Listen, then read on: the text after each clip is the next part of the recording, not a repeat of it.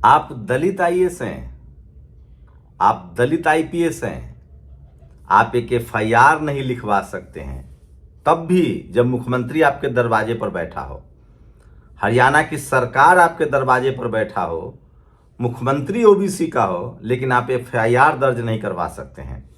और एफआईआर दर्ज हो भी गया तो आरोपियों को आप नाम उसमें नहीं लिखा जाएगा। जी हाँ, हरियाणा में आरएसएस बीजेपी की सरकार है, सैनी ओबीसी के नाम पर मुख्यमंत्री बने हुए हैं। पूरन कुमार एक आईपीएस हैं, उन्होंने सुसाइड कर लिया। उन्होंने दर्जन भर जातिवादी मनुवादी अधिकारियों के नाम लिखे हैं। पूरन कुमार जी की पत्नी खुद आईएएस हैं, वो धरने पर बैठी हैं। उनको मीडिया से बात नहीं करने दिया जा रहा है, उनको घर में नजरबंद कर दिया गया है।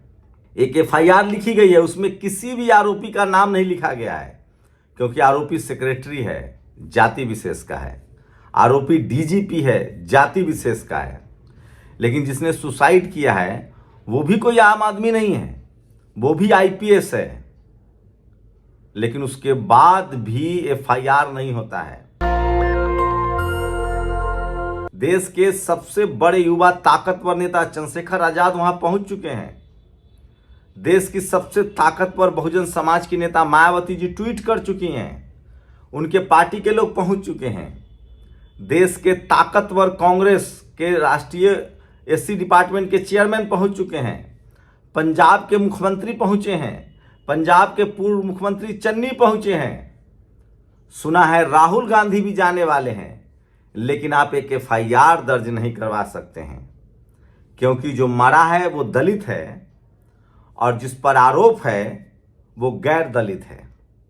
अब मैथमेटिक्स पलट दीजिए, आप कल्पना कीजिए कि एक आईएएस जो गैर दलित होता और आरोपी दलित होता, तब एफआईआर होता कि नहीं?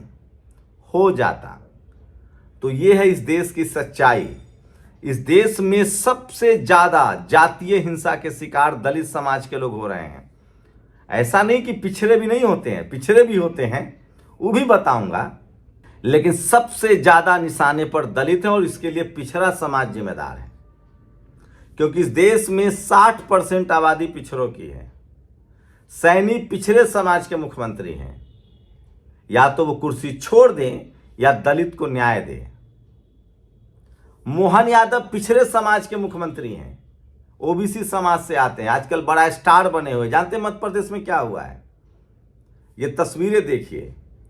ये बेचारा एक कुशवाहा है, एक ब्राह्मण समाज का युवक जो इलीगल तरीके से, गैर कानूनी तरीके से शराब बेचता था।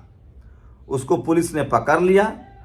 उसके बाद क्या था? पुलिस के पकड़ने के बाद सोचिए, पुलिस ने पकड़ लिया।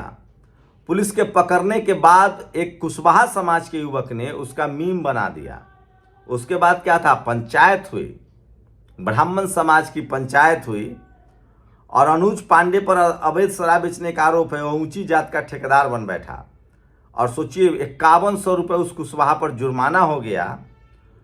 मध्य प्रदेश की शर्मनाक घटना, दमोह में कुशवाहा समाज के एक युवक को ब्राह्मण समाज के लड़के का पैर धुलकर वहीं पानी पीने को मजबूर किया गया, सिर्फ इसलिए कि उसने एआई से एक व्यंग्यात्मक तस्वीर पोस्ट की थी। डॉक्टर मोहन यादव जिस अनुज पांडे पर अवैध शराब बेचने का आरोप है, वही ऊंची जात का ठेकेदार बन बैठा है। जातिवाद का नंगा नाच है। सोचिए, इस तरह के हालात हैं। तो आप क्या सोच रहे हैं? मैं ओबीसी के लोगों से कहना चाहता हूं कि अगर आप इस दलित समाज के एट्रोसिटी में फैसला न्याय नहीं कर पा रहे हैं, तो लानत है मुख्यमंत्री जी सैनी साहब, लानत है मोहन यादव। और सोचिए, आप कल्पना कीजिए कि एक आईएएस पत्नी है उनकी, आईपीएस है वो, तो आरएसएस बीजेपी की सरकार से आप कोई उम्मीद नहीं कर सकते हैं। और उसमें बैठे दलित पिछड़ों से तो उम्मीद ही मत कीजिए। मुझे तो उम्मीद थी कानून मंत्री दलित हैं, बोलेंगे। इस देश के कम से कम तमाम दलित आईएएस आईपीएस जज सब बोलेंगे, लिखेंगे, पढ़ेंगे। बोलिए, कम से कम। एक महिला है गोयल समाज से, उन्होंने जरूर बोला है। सांसद हैं आप, 131 सांसद हैं, किसी पार्टी के हो भाई साहब। आपके समाज का एक आईपीएस, कब तक आपको भी जातिवाद का शिकार होना पड़ता है? आपको फाइनेंस मिनिस्टर नहीं बनाया जाता है, डिफेंस मिनिस्टर नहीं बनाया जाता है, आपको परिवहन मंत्रालय नहीं दिया जाता है, कब तक इस इन्फीरियरिटी कॉम्प्लेक्स के शिकार रहेंगे आप लोग? कब तक नहीं बोलेंगे तब तक आपको अधिकार नहीं मिलेगा। हम लोग 10 साल से लगातार बोल रहे हैं ना। तो हरियाणा में जो आरोपी हैं उन पर एफआईआर दर्ज नहीं हो रहा है। सरकार बैठी हुई है, आप कथावाचक बनते हैं, यादव हैं तो पेशाब कर दिया जाता है, आप साहू हैं तो कहा जाता है कि कैबरा डांस करो, आप पटेल हैं तो कहा जाता है कि तुम अछूत हो, शूद्र हो। आप सोचिए, तो हर जगह जातिवाद है। अब तो आईपीएस मारा जा रहा है, आईएएस एफआईआर दर्ज नहीं करवाया जा रहा है। 5 दिन हो गए, सबका पोस्टमार्टम नहीं हुआ है, पूरे देश में खबर है। शुक्रिया उन तमाम नेताओं का, चन्नी साहब का, पंजाब के मुख्यमंत्री का, राजेंद्र पाल गौतम का, चंद्रशेखर आजाद का, जो आप वहां गए हैं। सुना है राहुल गांधी भी जाने वाले हैं, लेकिन सवाल है कि वहां आरएसएस और बीजेपी की सरकार है, ओबीसी मुख्यमंत्री हैं। सैनी साहब कुछ तो जमीर जिंदा कीजिए।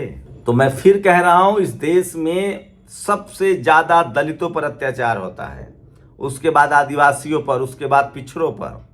आपकी भी बारी आएगी। ये जातिवाद मनुवाद इतना खतरनाक है ना कि सबकी बारी आएगी, किसी की पीछे आएगी, किसी के आगे आएगी। जो लड़ेंगे बोलेंगे उनकी बारी पहले आएगी, लेकिन वो सम्मान से मरेंगे। ये लड़ाई ही सम्मान से जीने की है। जलालत की जिंदगी से अच्छा सम्मान का मौत होता है। बाबा साहब ने कहा है, जीवन लंबी जीवन नहीं, जिंदगी बड़ी होनी चाहिए, शानदार होनी चाहिए। मुझे तो ताज्जुब होता है कि इस देश के तमाम दलित, पिछड़े, किसान, आदिवासी, अल्पसंख्यक कब बोलेंगे। सबकी बारी आएगी। कभी सिखों को नरसंहार हुआ, जाति के नाम पर दलितों के साथ अत्याचार हो रहा है, पिछड़ों के साथ अत्याचार हो रहा है, किसानों के साथ अत्याचार, और तो मुस्लिम भी नहीं बच रहे हैं।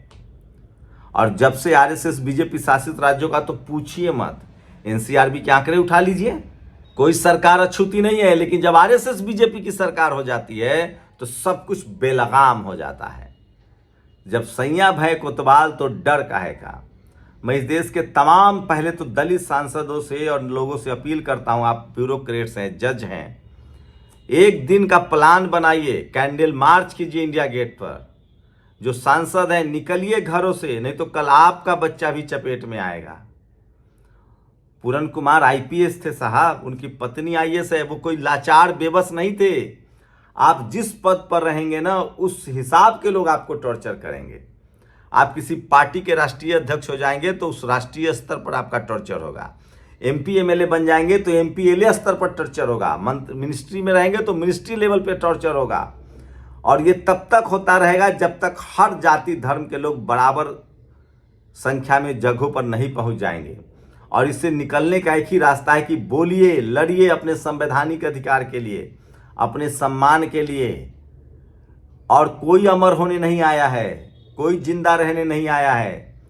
संवैधानिक अधिकार और सम्मान से जिंदगी की लड़ाई लड़िए, संवैधानिक तरीकों से, नहीं तो आपकी नस्लें लाश उठाती रहेंगी। एक एफआईआर नहीं हो पाएगा। ये तस्वीरें देख रहे हैं, बाबा साहब की तस्वीरें क्यों हैं? बाबा साहब ने शानदार जिंदगी चुनी, लंबी जिंदगी नहीं चुनी उन्होंने, कोई समझौता नहीं किया। पद तो उनको भी मिला था, लात मार दिया था। अरे सर, 2 वक्त का खाना ही चाहिए, सर पर आज छत चाहिए। आप एमपी बन गए हैं, एमएलए बन गए, मंत्री हैं, विधायक हैं। अब कम से कम अपने नस्लों का भविष्य तो सुरक्षित कीजिए। ज्यादा खाएंगे तो डायबिटीज हो जाएगी दलित, पिछड़ों, किसान, आदिवासी, अल्पसंख्यकों। अपने नस्लों के लिए बोलो, अपने संवैधानिक अधिकार के लिए बोलो, नहीं तो आपकी बहन बेटी की इज्जत लूट ली जाती है हाथरस में, शव जला दिया जाता है। आपका आईपीएस सुसाइड कर लेता है, आपका बेटा रोहित वेमुला सुसाइड कर लेता है। ये सब इसलिए हम लोग सह रहे हैं क्योंकि हमारे लोग जो पदों पर पहुंचे हैं वो न जाने किस मजबूरी में हैं, और जो लोग पद पर नहीं पहुंचे हैं वही आंदोलन को आगे बढ़ा रहे हैं। मेरी गुजारिश है जो लोग पद पर पहुंचे हैं कि अपने चुप्पी को तोड़िए सर, और बोलिए। बोलना पड़ेगा। हम उनसे, मैं बोल रहा हूं ना, मैं पत्रकार होते हुए, मेरी भी तो जिंदगी है ना, क्या करूंगा ऐसी जिंदगी का। हमारे जो भाई ठेला चला रहे हैं, रिक्शा चला रहे हैं, जो रेस में अभी पीछे छूटे हुए हैं, वो नहीं लड़ सकते हैं इस लड़ाई को। ये हम जैसे लोगों की, दलित, पिछड़े, किसान, आदिवासी, अल्पसंख्यकों की जिम्मेदारी है। जो किसी पार्टी में अध्यक्ष बन गए हैं, जो एमएलए हैं, एमपी हैं, मंत्री हैं, विधानसभा में हैं, लोकसभा में हैं, चुप्पी तोड़िए सर। और किसी की सरकार हो, आज सैनी की सरकार है, बीजेपी आरएसएस की सरकार है, सवाल पूछिए और न्याय दिलवाइए उस आईएएस विधवा को। अगर इस बार एफआईआर नहीं हुआ और इन आरोपियों की गिरफ्तारी नहीं हुई तो आप समझिए तब आईएएस और आईपीएस छोड़ दीजिए, मंत्री भी सुरक्षित नहीं रहेंगे। गांठ बांध लीजिए, एक आईपीएस की सुसाइड हो जाता है और एक एफआईआर में नाम तक नहीं डाला जाता है, पूरी कैबिनेट सरकार बैठी हुई है और इसकी कीमत बीजेपी और आरएसएस को चुकानी पड़ेगी। सैनी साहब आप बोलिए कुछ, किस सुपर सीएम के डर से डरे हुए हैं? जातिवाद और मनुवाद के खिलाफ इस देश के हर नागरिक का कर्तव्य है कि वो लड़े, नहीं तो वो देश को बर्बाद कर रहा है, देश को नुकसान कर रहा है। शुक्रिया। दस्तक की आपसे गुजारिश है कि अगर इसको बचाना चाहते हैं तो नेशनल दस्तक को सब्सक्राइब करने के लिए रेड कलर के सब्सक्राइब बटन को दबाएं, फिर बेल आइकन की घंटी दबाएं। नेशनल दस्तक को बचाने के लिए बहुत जरूरी है कि हर खबर को शेयर करें, लाइक करें, कमेंट जरूर करें।